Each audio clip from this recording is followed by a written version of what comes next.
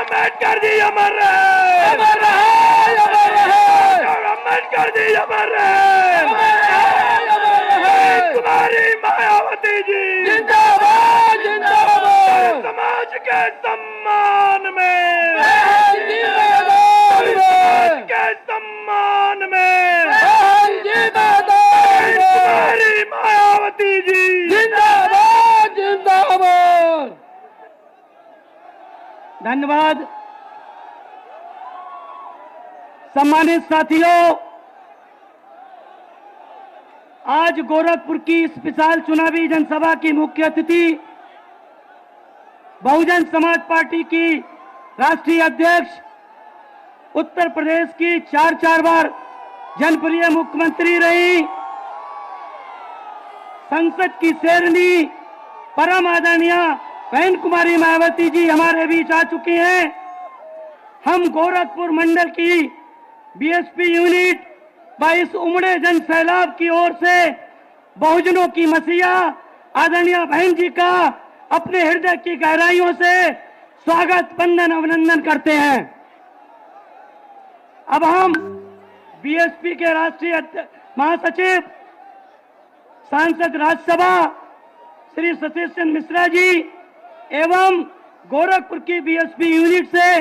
आग्रह करते हैं कि वह आज की विशाल चुनावी जनसभा की मुख्य अतिथि आदरणीय बहन जी को बहुजन समाज पार्टी का चुनाव चिन्ह हाथी संप्रेम भेंट करके स्वागत करने का काम करें।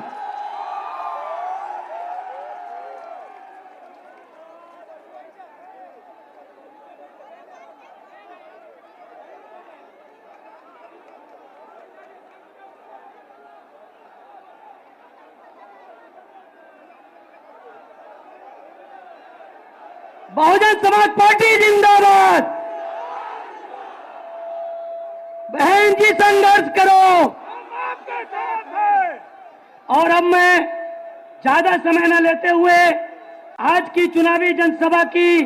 मुख्य अतिथि बीएसपी की राष्ट्रीय अध्यक्ष, करोड़ों करोड़ों उपेक्षित मजलूमों और सर्व समाज की जनप्रिय नेता, सामाजिक परिवर्तन की महानायिका आदरणीय बहन जी से विनम्र निवेदन करता हूं कि वो आए और इस उमड़े जन सैलाब को संबोधित करने की कृपा करें। आदरणीय बहन जी।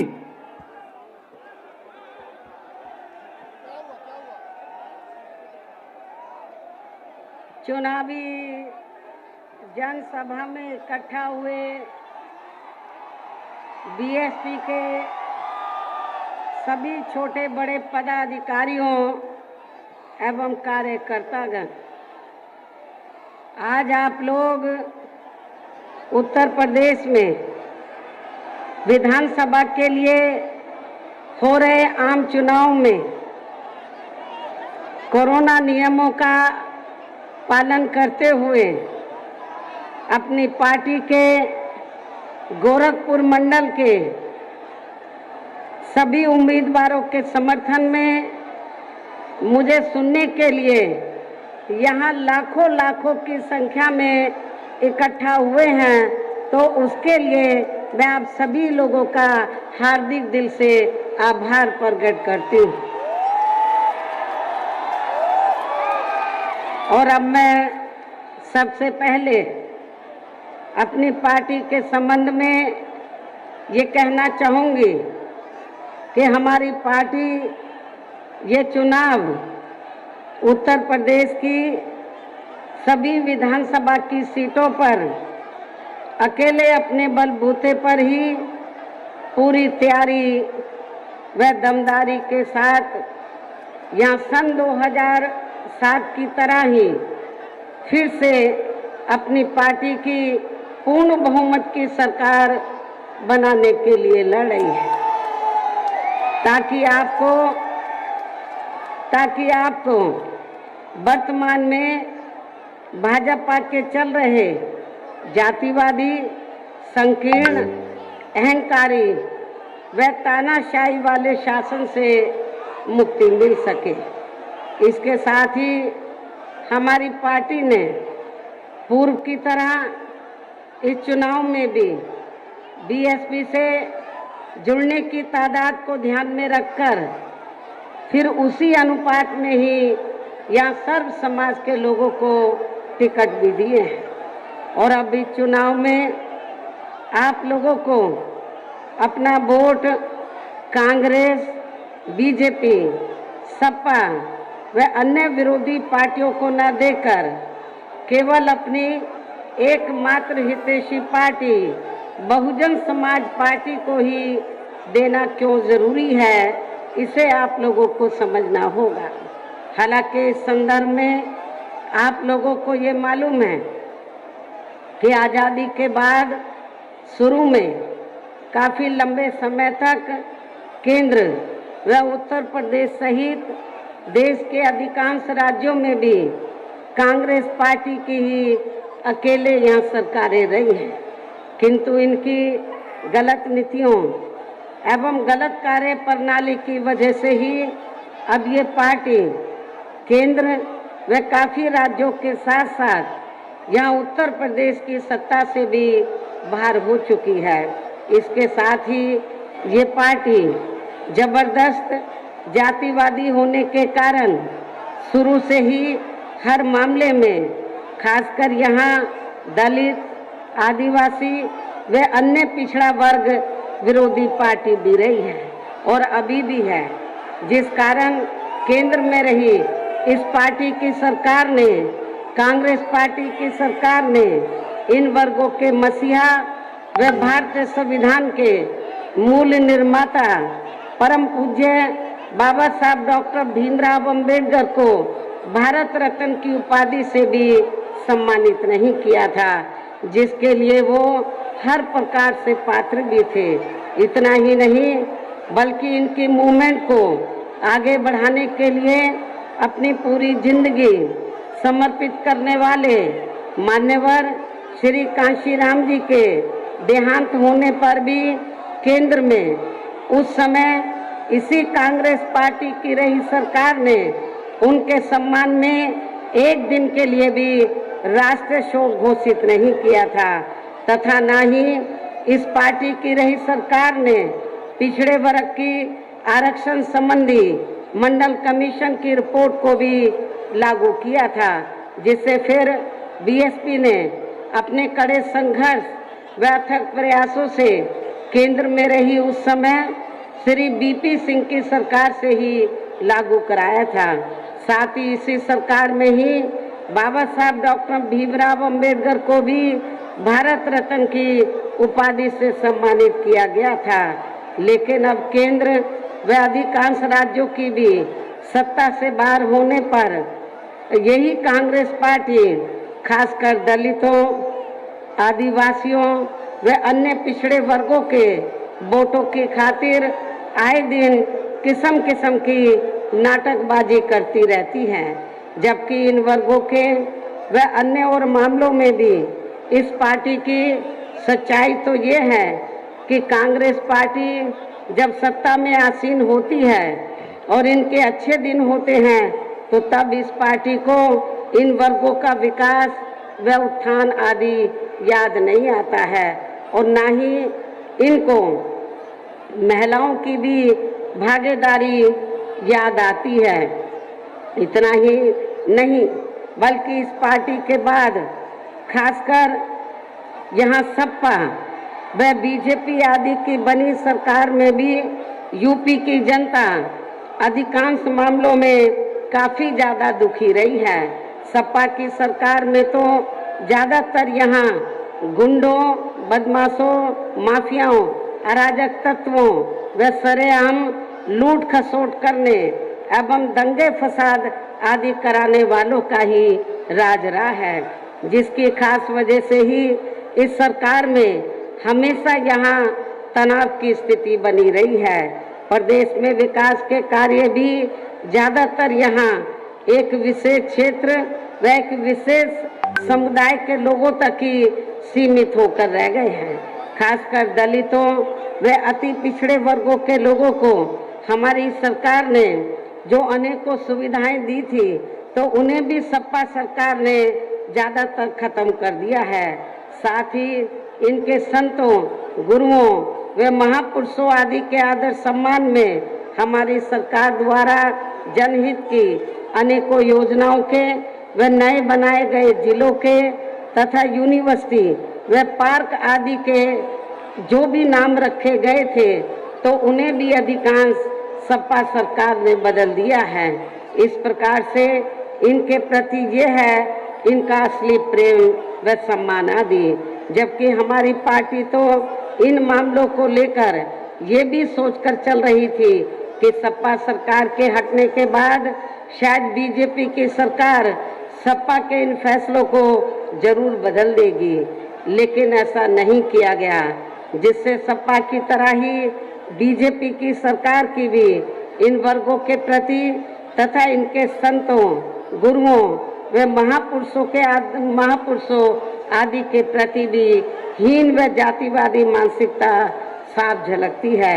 इसलिए चुनाव में खासकर इन वर्गों के लोगों को सपा के साथ साथ बीजेपी को भी सत्ता में आने से जरूर रोकना है। इसी प्रकार भारतीय जनता पार्टी की सरकार की भी नीतियां व कार्यशैली अधिकांश यहाँ जातिवादी, पूंजीवादी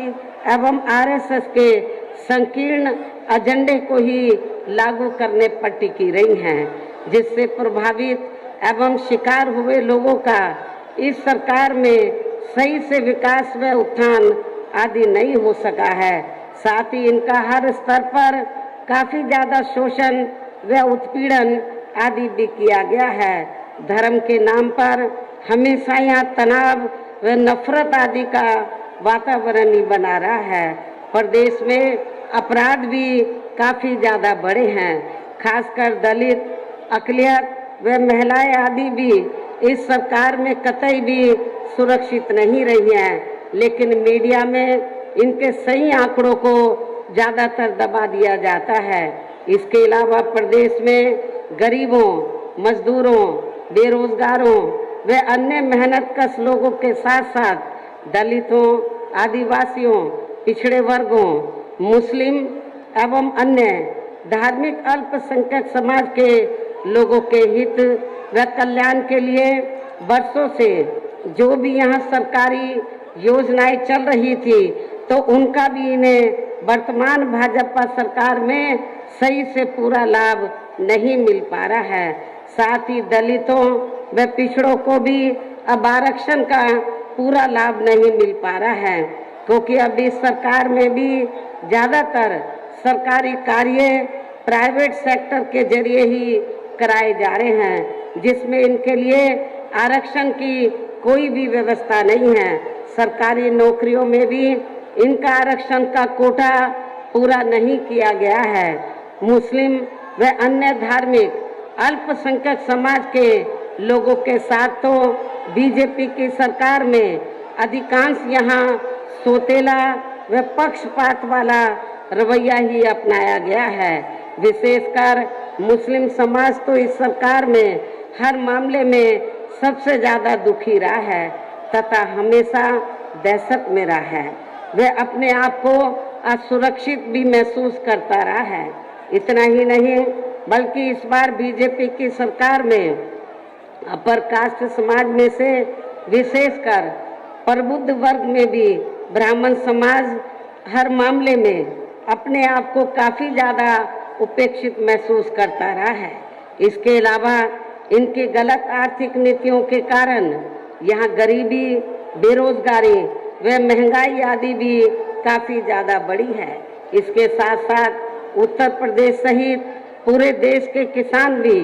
केंद्र सरकार की गलत नीतियों के कारण काफ़ी ज़्यादा दुखी व परेशान रहे हैं और अभी भी हैं। साथ ही प्रदेश में बेरोजगार लोगों को रोजगार नहीं मिलने के कारण ही ज़्यादातर इनको इस सरकार में भी वर्तमान बीजेपी की सरकार में भी पलायन करना पड़ा है। जबकि इस मामले में आप लोगों को ये मालूम है कि जब बीएसपी के नेतृत्व में 4 बार यूपी की सरकार बनी तो बीएसपी की आज़ादी के बाद ये पहली सरकार थी जिस सरकार में यहाँ पर गरीब और बेरोजगार लोगों को रोटी रोजी के लिए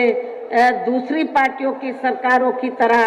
वर्तमान भाजपा सरकार की तरह उनको अपना प्रदेश छोड़कर बाहर के प्रदेशों में नहीं जाना पड़ा है, बल्कि उनको बड़े पैमाने पर मेरी सरकार में यही रोटी रोजी के साधन मिले हैं। इतना ही नहीं, बल्कि जो लोग पलायन करके चले गए थे तो मेरी चारों हुकूमतों में वो लोग फिर से यहाँ वापस आ गए और उन्हें भी रोटी रोजी के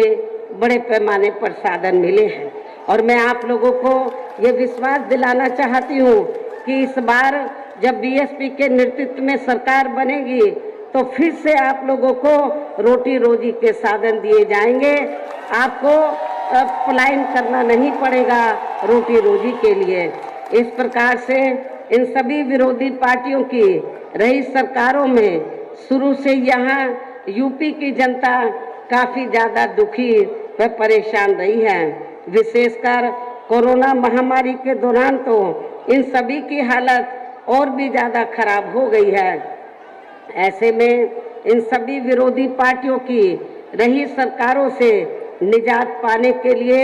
अब इस चुनाव में यहाँ प्रदेश की जनता को अपनी एकमात्र हितैषी पार्टी बहुजन समाज पार्टी की ही सरकार बनाना बहुत ज़रूरी है, जिसने अपने चारों रहे शासनकाल के दौरान बिना पक्षपात व भेदभाव आदि के यहाँ कमजोर एवं उपेक्षित वर्गों के लोगों के साथ साथ सर्व समाज में से गरीबों, मजदूरों, बेरोजगारों, किसानों, व्यापारियों, कर्मचारियों, वकीलों एवं अन्य मेहनतकश लोगों के साथ ही युवाओं, छात्रों, महिलाओं व बुजुर्गों आदि के भी विकास व उत्थान के लिए अनेकों ऐतिहासिक व महत्वपूर्ण कार्य किए हैं। और इस बार सरकार बनने पर वो सभी कार्य फिर से शुरू किए जाएंगे।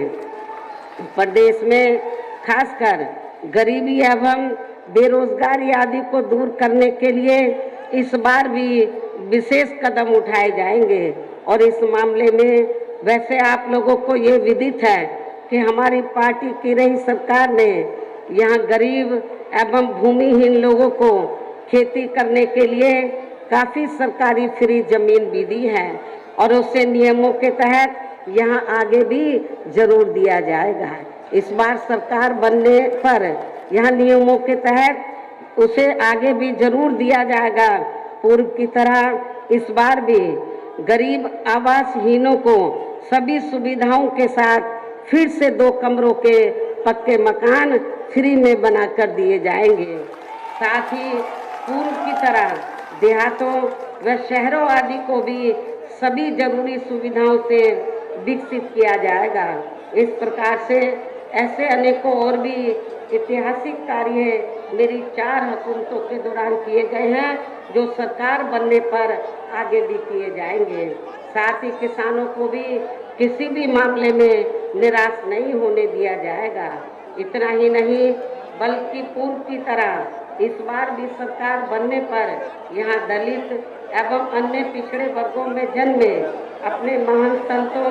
गुरुओं व महापुरुषों आदि के सम्मान में भी कोई कमी नहीं आने दी जाएगी। इसके अलावा आपके गोरखपुर मंडल की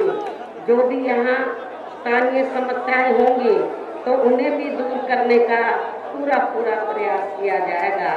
इसके साथ साथ केंद्र व यूपी सरकार के भी विवादित नियमों व कानूनों को यहाँ लागू नहीं होने दिया जाएगा। इसके साथ ही बीएसपी की सरकार बनने पर यहाँ बीजेपी व सपा आदि के शासनकाल की तरह कानून व्यवस्था को किसी भी कीमत पर खराब व लचर नहीं होने दिया जाएगा तथा हर स्तर पर यहाँ कानून द्वारा कानून का पालन किया जाएगा। जाति व धर्म के आधार पर यहाँ लोगों का किसी भी प्रकार से शोषण व उत्पीड़न आदि नहीं होने दिया जाएगा, जैसा कि वर्तमान भाजपा सरकार में हो रहा है। खासकर कानून व्यवस्था को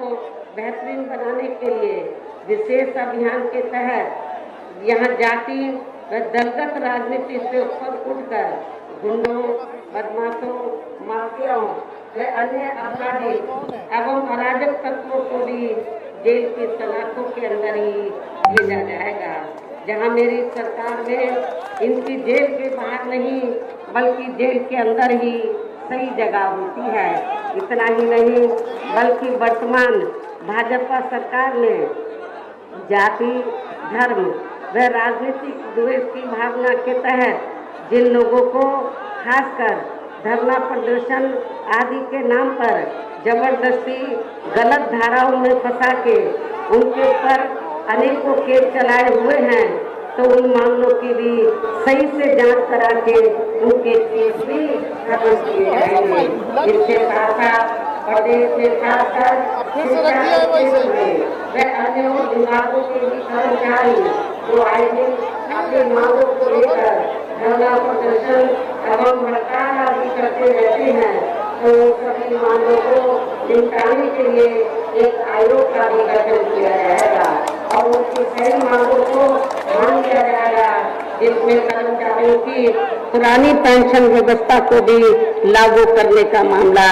शामिल है। इनके अलावा सर्वजन हिताय या सर्वजन सुखाय को लेकर अन्य और भी जरूरी कार्य किए जाएंगे, लेकिन ये सभी कार्य करने के लिए इस चुनाव में या बीएसपी को हर हालत में सत्ता में लाना बहुत जरूरी है, जिसके लिए पार्टी के लोगों को वोट पड़ने तक या सभी विरोधी पार्टियों के साम दाम दंड भेद आदि हथकंडों से भी जरूर सावधान रहना है। और इस मामले में विरोधी पार्टियां चुनाव होने से कुछ समय पहले व चुनाव के दौरान भी अपने अपने पक्ष में हवा बनाने के लिए खासकर मीडिया व ओपिनियन पोल एवं सर्वे आदि का जो बड़े पैमाने पर गलत इस्तेमाल करती है, तो उससे आप लोगों को बिल्कुल भी गुमराह नहीं होना है। जैसे सन 2007 के हुए विधानसभा चुनाव में उस समय मीडिया ने जो बीएसपी को लेकर ओपिनियन पोल व सर्वे आदि दिखाए थे, तो जब रिजल्ट आया तो वो गलत साबित हुए। बीएसपी को तीसरे नंबर पे दिखा रहे थे, बीएसपी पहले नंबर पर आई और जिनको पहले नंबर पे दिखा रहे थे वो तीसरे नंबर पर आए। तो इसलिए आप लोगों को इस बार भी उनके ये ओपिनियन पोल व सर्वे आपको गलत साबित करके दिखाना है। इसके साथ ही पूर्व की तरह इस चुनाव में भी विरोधी पार्टियों ने विभिन्न रूपों में जो अपने हवाई व प्रलोभन भरे चुनावी घोषणा पत्र आदि जारी किए हैं, जिन्हें सत्ता में आने के बाद ये पार्टियां अधिकांश अमल में नहीं लाती हैं, तो उनके बहकावे में भी आपको कतई नहीं आना है, जिन पर से अब जनता का काफी हद तक विश्वास ही उतर गया है। इसलिए इस मामले में बीएसपी किसी भी चुनाव में विरोधी पार्टियों की तरह अपना कोई भी चुनावी घोषणा पत्र आदि जारी नहीं करती है। वैसे भी बीएसपी कहने में बहुत कम बल्कि कार्य करके दिखाने में ही ज़्यादा विश्वास रखती है, और ऐसा हमने यहाँ यूपी में अपनी चारों रही सरकारों के दौरान करके भी दिखाया है। इसके साथ ही हमारी पार्टी की चारों रही सरकारों ने प्रदेश में बिगड़ी हुई कानून व्यवस्था को सुधारने के साथ साथ प्रदेश के विकास व आम जनहित के लिए जो असंख्य अति महत्वपूर्ण कार्य किए हैं, वो अभी तक या किसी भी विरोधी पार्टी की सरकार ने नहीं किए हैं, बल्कि ज़्यादातर उन्हीं कार्यों के नाम व स्वरूप आदि बदलकर अब विरोधी पार्टियों की सरकारें उन्हीं को ही भुनाने में लगी रहती हैं। लेकिन उन कार्यों के प्रति इनकी नीयत व सोच सही नहीं होने के कारण उसमें भी ये पार्टियां ज़्यादा सफल नहीं हो पाई हैं। और अब मेरा यही कहना है कि आप लोगों को इस चुनाव में अपने हित व कल्याण के लिए या फिर से बीएसपी की सर्वजन हिताय व सर्वजन सुखाय की नीतियों पर आधारित सरकार बनाना बहुत जरूरी है। और इसके लिए पार्टी के लोगों को वोट पड़ने वाले दिन सबसे पहले सुबह उठते ही व समय से अपने अपने पोलिंग बूथों पर अपना वोट डालने के लिए जरूर जाना है। और इस मामले में हमारी बहनें भी, माताएं बहनें भी पीछे नहीं रहेंगी, वो भी पुरुषों से आगे निकलकर अपना वोट डालने के लिए जरूर जाएंगी। और इतना ही नहीं, मैं कमजोर वर्गों के लोगों को ये बताना चाहती हूँ कि आप लोगों को वोट देने का अधिकार परम पूज्य बाबा साहब डॉक्टर अंबेडकर के अथक प्रयासों से मिला है। आप लोगों को अपना एक वोट भी ऐसा नहीं करने का कि एक वोट आप ना डाल सके, एक एक वोट आपको डालना है। तो जिसके लिए बाबा साहब डॉक्टर अंबेडकर ने काफ़ी संघर्ष किया है, खास तौर से जीकर वैसे तो सभी लोगों को अपना वोट डालना है, सर्व समाज के लोगों को अपना वोट डालने के लिए जरूर पहुंचना है, लेकिन वीकर सेक्शन के लोगों को इस मामले में विशेष ध्यान रखना है। इसके साथ ही आपका वोट अन्य कोई व्यक्ति ना डाल सके, इसका भी आप लोगों को खुद ही ध्यान रखना है। इसके साथ साथ अपनी पार्टी का कोई भी वोट पड़ने से ना रह जाए, तो उसका भी पार्टी की हर पोलिंग बूथ की कमेटी को विशेष ध्यान रखना है। इन्हीं जरूरी बातों के साथ ही अब मेरी बीएसपी के लोगों से यही अपील है कि हमारी पार्टी ने यहाँ के गोरखपुर मंडल में जिन भी विधानसभा की सीटों पर अपने उम्मीदवारों को चुनाव के मैदान में उतारा है,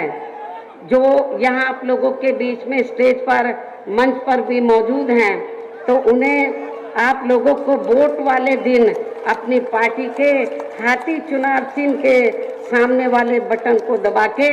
जरूर जिताना है। और आप लोगों को मालूम है कि जो हमारा हाथी है तो वो योगी जी की नींद उड़ाए हुए है, तो उनको हर अपनी चुनावी जनसभा में तो कहीं ना कहीं किसी न किसी रूप में हाथी का जिक्र करना पड़ता है। और फिर से आप लोगों को यहाँ सन 2007 की तरह ही बीएसपी की अपनी पूर्ण बहुमत की सरकार जरूर बनाना है, तभी फिर प्रदेश में अमन चैन कायम होने के साथ साथ यहाँ सभी धर्मों वर्गों के लोगों का भी सही से विकास व उत्थान आदि हो सकता है। साथ ही यहाँ अन्याय, अपराध, भय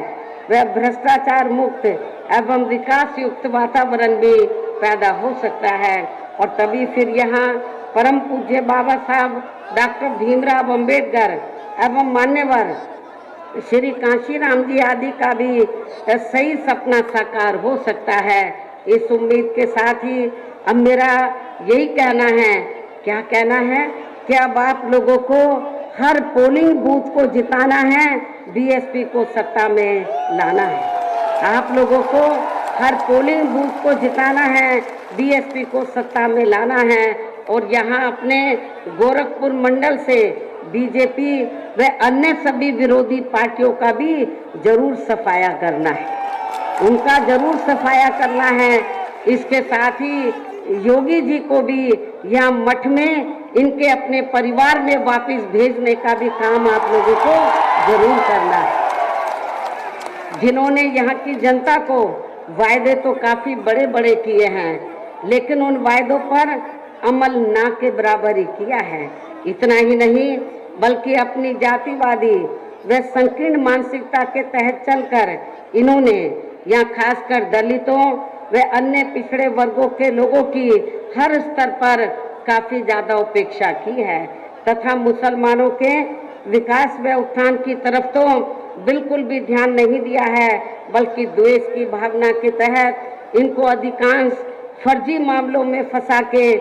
इन्हें उजाड़ने एवं तबाह व बर्बाद आदि करने का ही पूरा प्रयास किया है। और आप लोगों को मालूम है, जब बीजेपी की चुनावी जनसभाएं होती हैं, उनके पास कुछ नहीं है बोलने के लिए, तो क्या बोलते हैं, हमने कानून व्यवस्था को बेहतरीन बनाने के लिए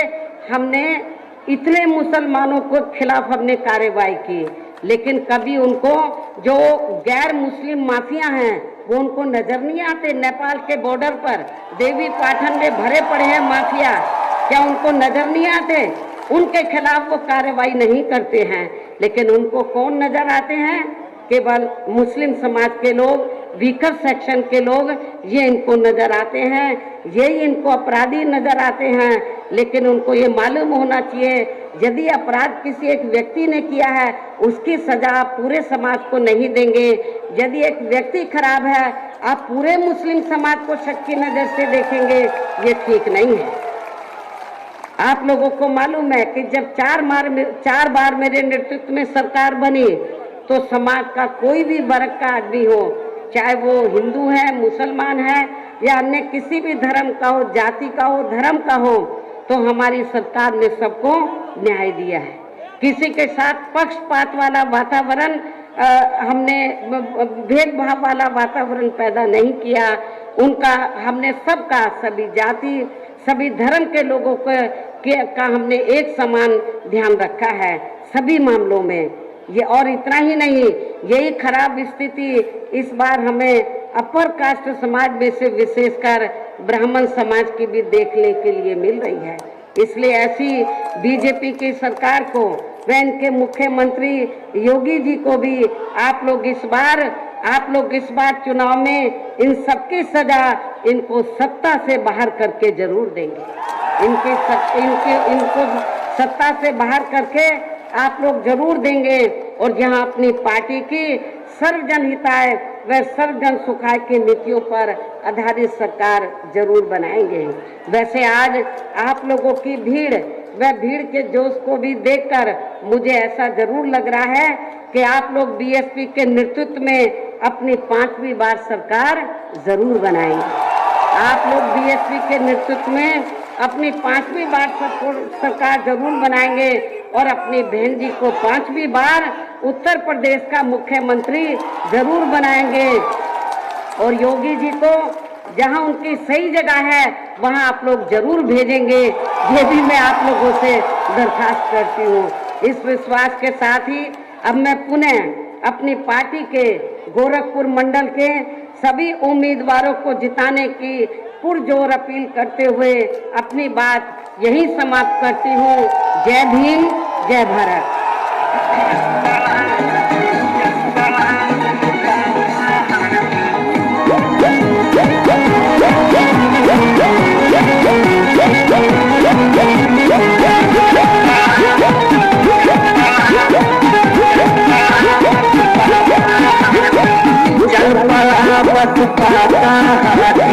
कह रहा सहारी दे हाथी, चल पड़ा बस पाता हाथी।